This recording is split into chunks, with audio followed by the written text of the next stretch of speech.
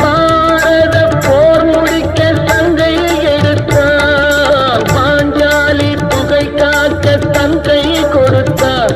அந்த பாரத போர் முடிக்க சங்கையை எடுத்தார். பாண்டவர்க்கு உரிமையுள்ள பங்கை கொடுத்தார். நாம் படிப்பதற்கு கீதை என்னும் பாடம் கொடுத்தார். நாம் படிப்பதற்கு கீதை என்னும் பாடம் கொடுத்தார்.